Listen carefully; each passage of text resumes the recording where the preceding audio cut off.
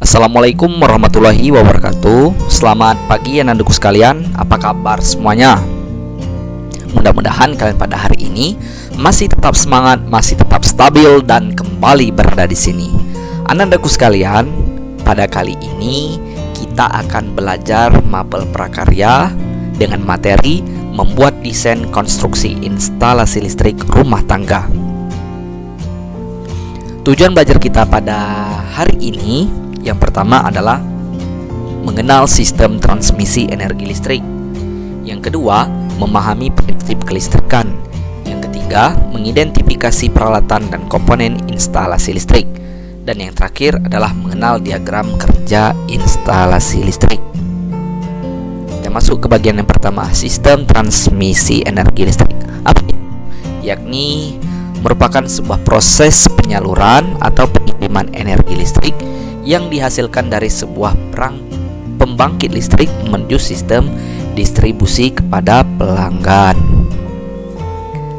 Seperti yang kita ketahui bahwa keseharian kita tidak pernah lepas dari yang namanya listrik. Mulai dari menonton TV, menyuci pakaian dengan mesin cuci, bermain Instagram, bermain Facebook, bermain game bersama kawan-kawan, atau hanya sekedar mengecas HP. Nah, pernah sih anak-anak Ustadz iseng-iseng bertanya, apa jadinya dunia tanpa listrik?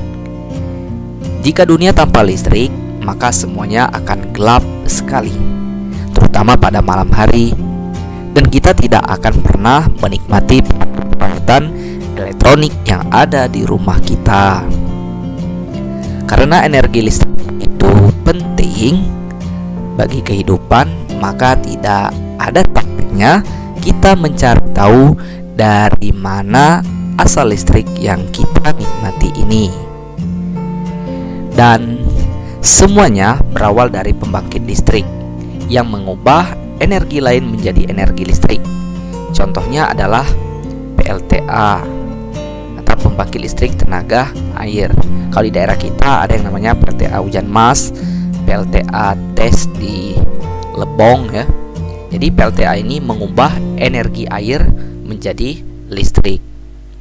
Kemudian ada juga yang namanya PLTD. PLTD adalah pembangkit listrik tenaga diesel. Kalau di daerah kita itu ada di Muko-Muko ya. Nah, ini dimanfaatkan, cara memanfaatkannya adalah dengan memanfaatkan tenaga diesel menjadi listrik. Ada juga anak-anakku sekalian yang namanya PLTU, pembangkit listrik tenaga uap. Ini ada di pantai Teluk Sepang ya, di dekat Pulau Bai.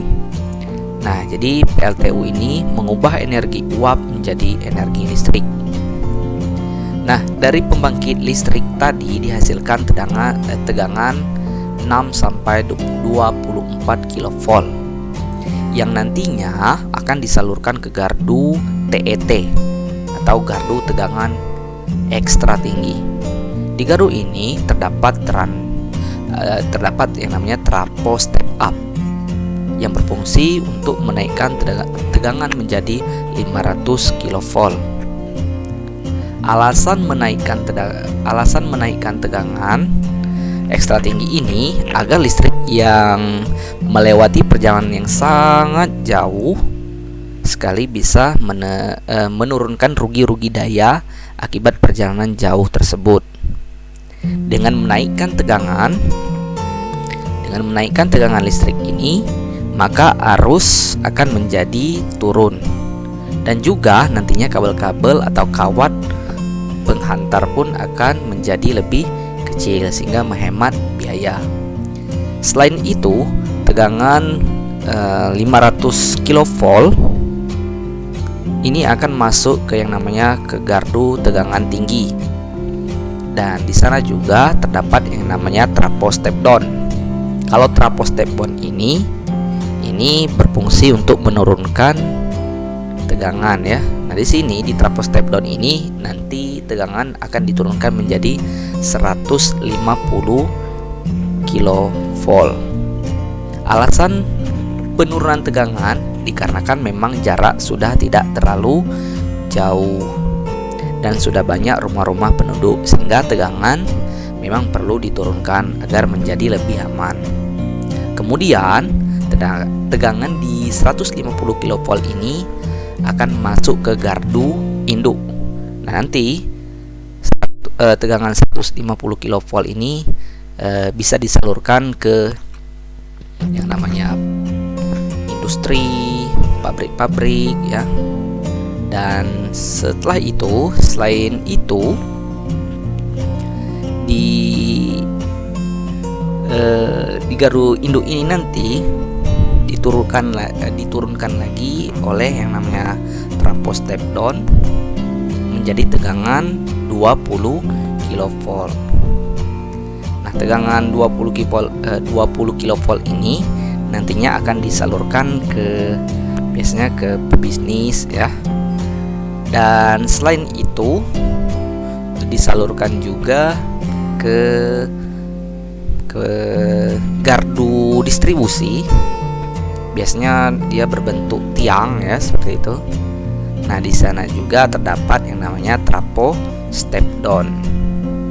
Trafo step down inilah yang berfungsi untuk menurunkan tegangan menjadi 220 volt.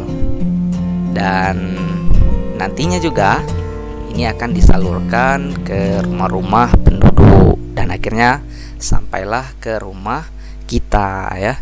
Jadi beginilah mekanisme listrik bisa sampai ke rumah kita. Yang selanjutnya adalah prinsip kelistrikan. Jadi prinsip kelistrikan itu sumbernya ada dua. Yang pertama ada sumber listrik AC atau alternating current, yakni menghasilkan arus listrik bolak-balik.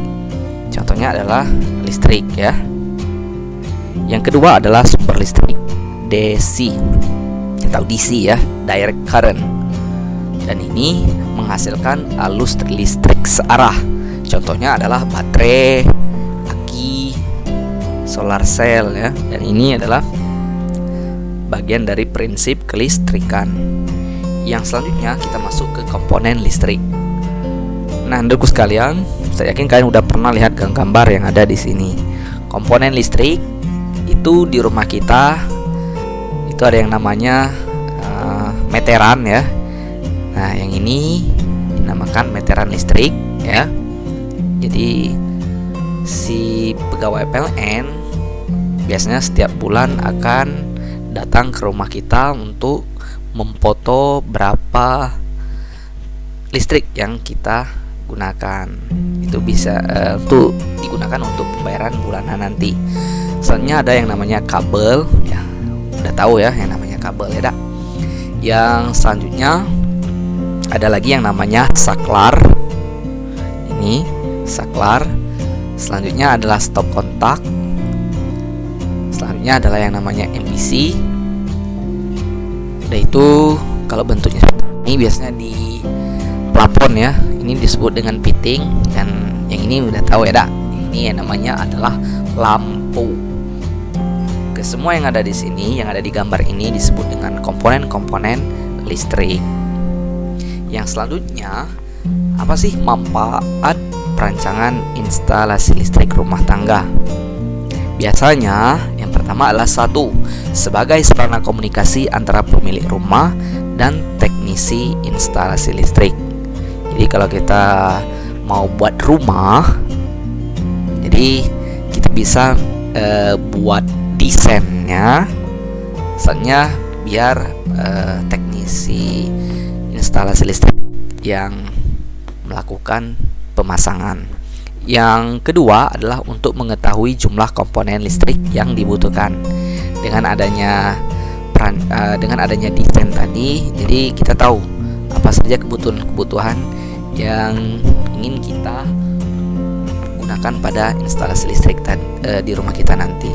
Yang selanjutnya adalah untuk mengetahui rancangan anggaran biaya yang dibutuhkan saat proses instalasi listrik. Jadi kalau kita udah tahu komponennya apa saja, sudah barang tentu kita akan mempersiapkan anggaran biaya. Jadi anggaran biaya tadi kita dapatkan dari mengetahui berapa jumlah komponen listrik yang dibutuhkan. Itulah manfaat perancangan instalasi listrik rumah tangga. Nah, berikut ini adalah contoh-contoh desain ataupun diagram dari perancangan listrik ya. Jadi bisa kita lihat ini adalah gambar denah rumah ya. Nah, ini juga bentuk dari gambar desain listrik. Nah, Anda sekalian, kesimpulannya adalah jadi dengan adanya desain instalasi listrik ini nanti akan memudahkan kita ketika pertama kali membuat rumah biasanya ya. Jadi ini sangat membantu kita dalam hal mengetahui jumlah komponen listrik yang dibutuhkan, mengetahui rancangan anggaran biaya yang dibutuhkan. Ini saat kita ingin melakukan instalasi listrik. Jadi ini sangat bermanfaat sekali materi ini ya. Jadi Anda sekalian, mungkin untuk kedepannya nanti Ustaz akan meminta yang namanya desain instalasi kelistrikan untuk di rumah kita ya. Jadi kalian nanti membuat dalam bentuk kertas. Nah, Anda sekalian, mungkin itu saja yang bisa Ustaz sampaikan.